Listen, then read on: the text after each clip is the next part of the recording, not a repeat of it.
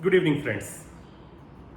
Friends, some days back we talked about internal weaknesses of People's Republic of China. Today we are going to do just the reverse. We will talk about the foreign policy of China, especially under Xi Jinping.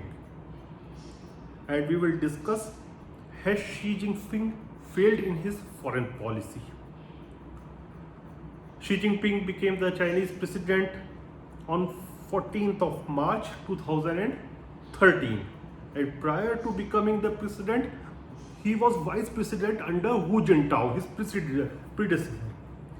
And in the 17th National Conference of Communist Party of China, Chinese Communist Party, it was already decided and declared that Xi will be the next president of China.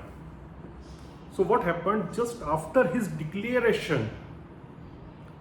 He went for almost a dozen of countries on his foreign trips, and he started showing his interest and his inclination, and he was giving a message to the whole world that his tenure will be focused more upon the foreign policy. And the first thing he did, once he got power, once he assumed power, he centralized his foreign policy. First, what he did, he created a central leading group on foreign policy matters. And later on in year 2018, he merged it with even powerful group which is known as Foreign Affairs Commission, which is being headed by himself. So now the entire foreign policy of China is under one hand, and that hand is of Mr. Xi Jinping. The first major thing he did after assuming power was the huge investment he started doing in the Belt and Road Initiative to connect China. They call it that we want to connect China for economic purposes, but it is not just related with economic purpose. It has got a bigger prospect in Chinese point of view. They are looking at strategic prospects as well. So the first thing he did was the initiation of the Belt and Road Initiative, and that time when he rose to power, China was having something around, if I am not wrong, $400 billion of foreign reserve. Right now I think they are having 3100 billion of foreign reserves.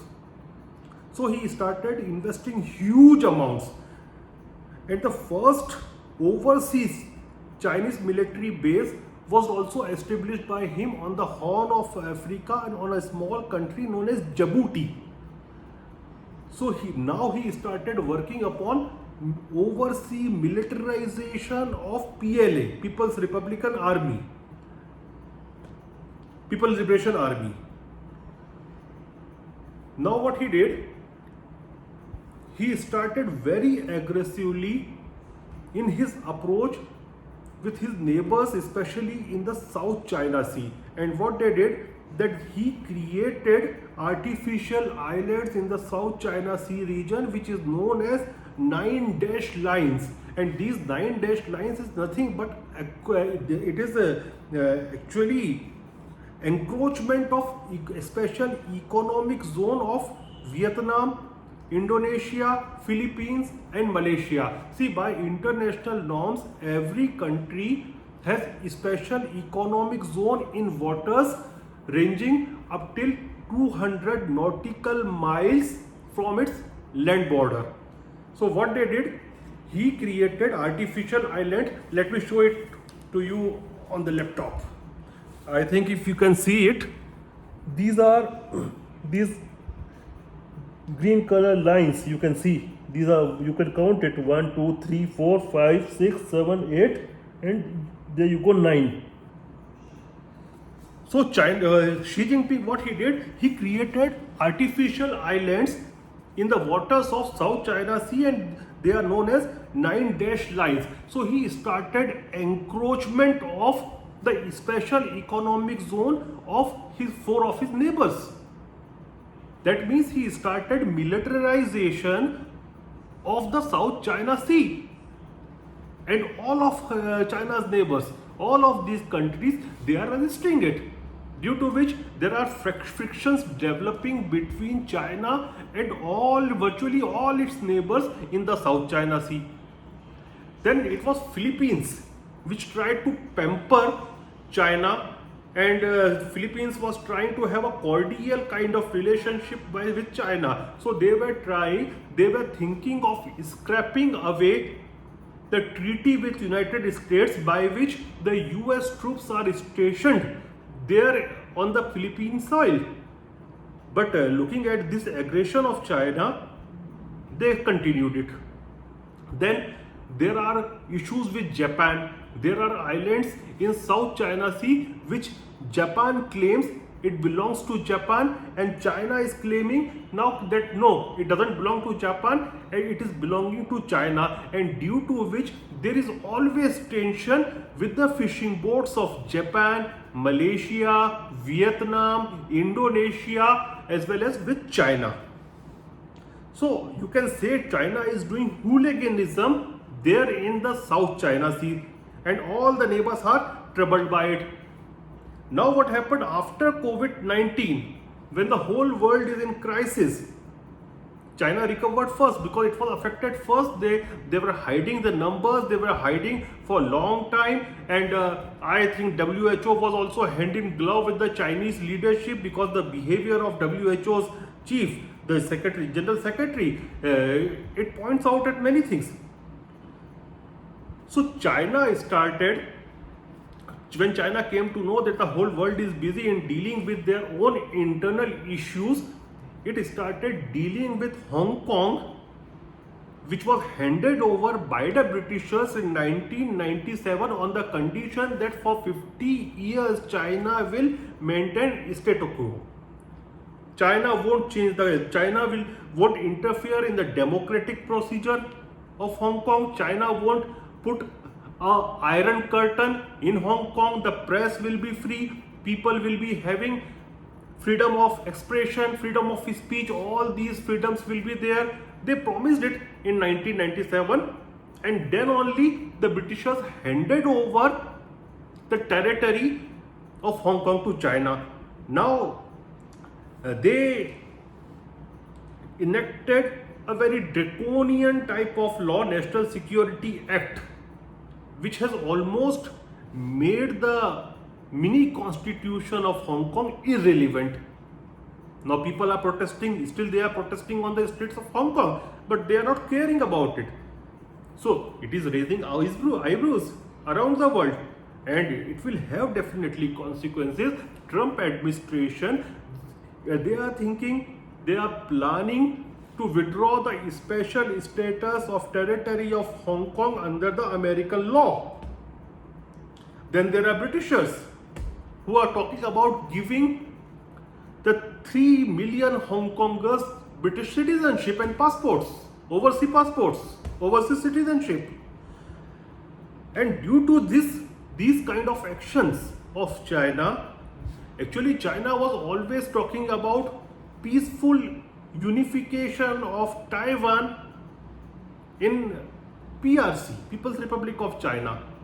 But due to the heavy-handed approach with Hong Kong and what they call it as one country, two system policy, now the Taiwanese can see that what will be the fate and future of Taiwan if it comes under the rule of China, under this so-called one country, two system. And that led to re-election with heavy margin of Tsai Ing-wen, the Prime Minister of Taiwan, who is basically anti-Chinese leader of Taiwan.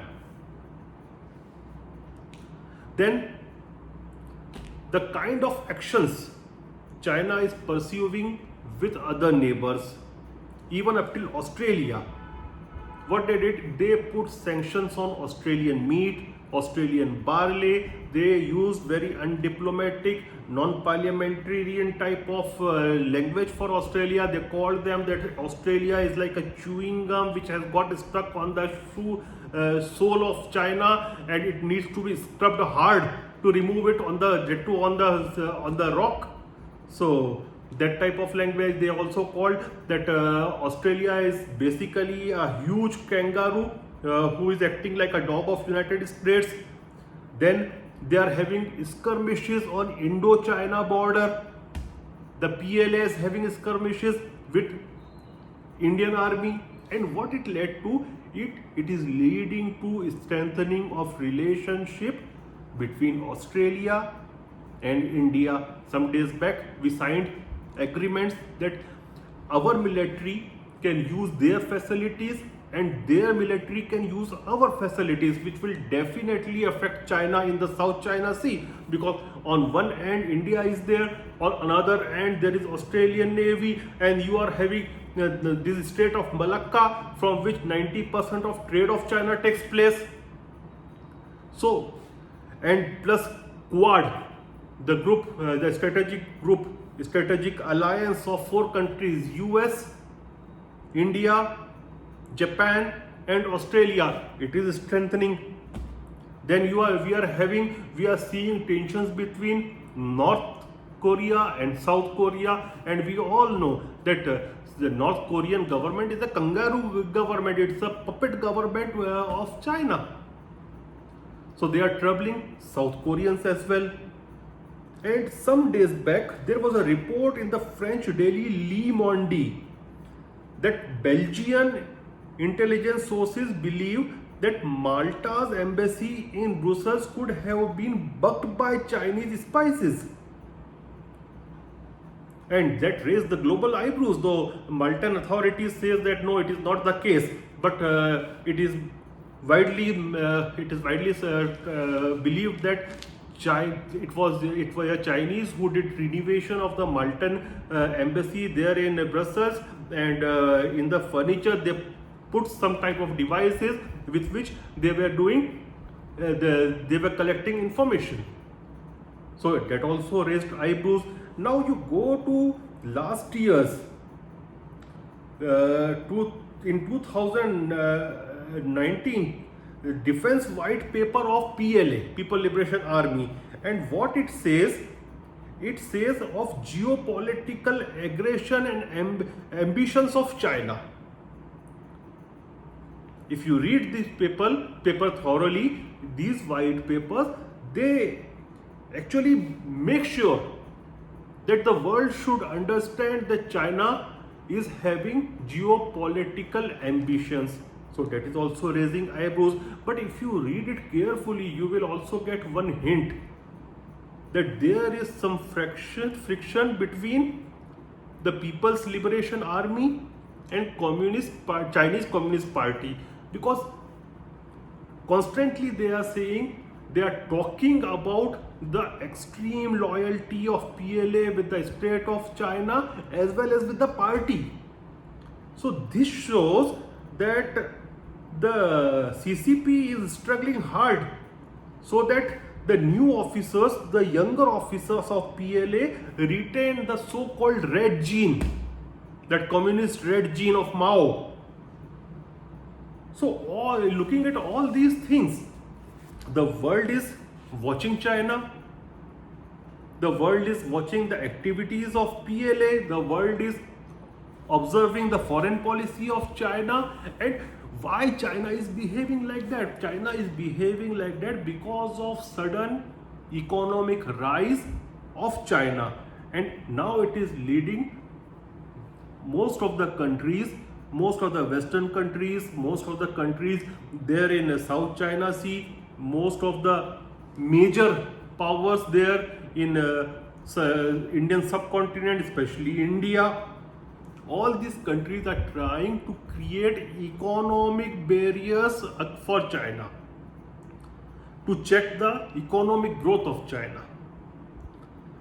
So, and Even Japan is providing incentives to those Japanese companies who are taking out their manufacturing units out of China. So the behavior and the type of foreign policy, aggressive foreign policy of Xi Jinping, it is raising global tentacles against China, and I think Mr. Xi has failed badly in his approach of foreign policy. Because you see, Deng Xiaoping, he was the man who actually made China was basically untouchable to most of the developed world. And it was Deng Xiaoping who made it touchable. And due to policies of Xi Jinping, it is again becoming untouchable. So I think Mr. Xi Jinping has badly failed in his foreign policy. Thank you.